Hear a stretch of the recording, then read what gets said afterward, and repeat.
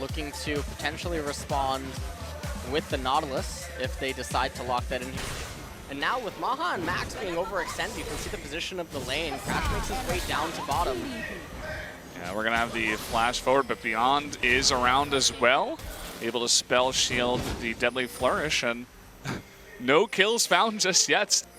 Now Beyond coming back down to bottom lane, but if you look at the positioning of the lane, okay, well, hold on. Yeah, hold on. Fly is jumping on in. The flash forward from Crash. It is not going to land. The ult does go wide. You can see Beyond now coming back down to bottom, but sort of like what opening? Well, here we go again. That's going to be the flash exhaust. First blood will go over to the Rengar. A bit of a trade in mid too. Out comes the Syndra ultimate, but Fly does survive.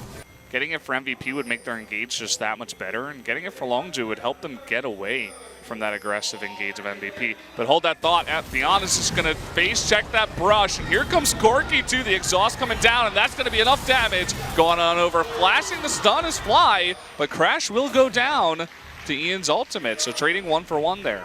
You have Beyond waiting in the wings. The stun does miss. And, oh man, the package forward as Crash is here as well. There's that teleport, but Ian will go down, trading 1 for 1 for now. But what is Crash going to do? He looks for that last kill onto Beyond. Will he pick it up? Yes, he will. The double kill comes out, and now he will just dash over the wall. So nicely done there to pick up those 2 kills.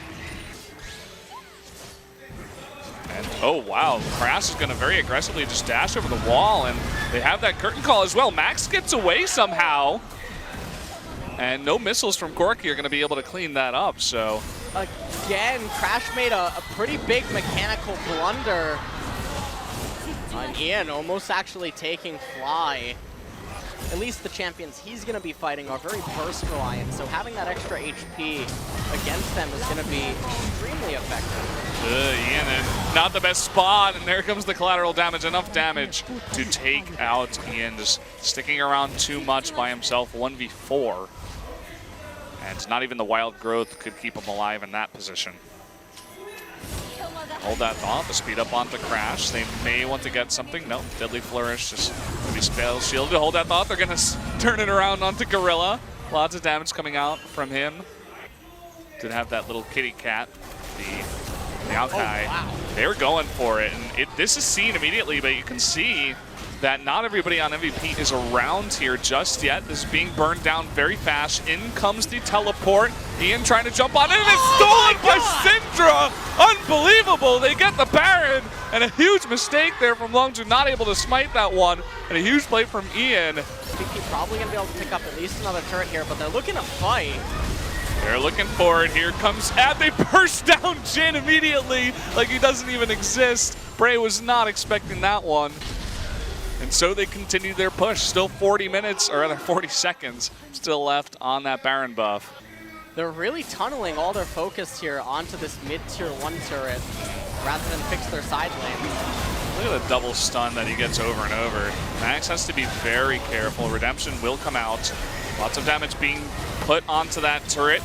No stun this time around, but in goes Ed. The pop is ult, EXPESSION going deep as well. A lot of members of MVP very low. Ed maybe going a little bit too deep.